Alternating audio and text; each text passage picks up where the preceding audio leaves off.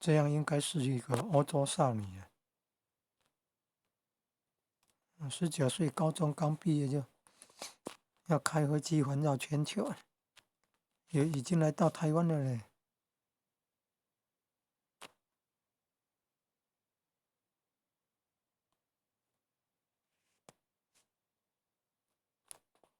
真的有勇气啊，这么有勇气啊！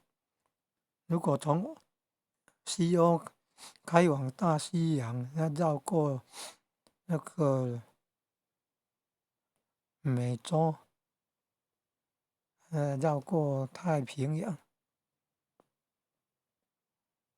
哦，到台湾这要很久呢。这么有勇气开，一路上都降落80次哎，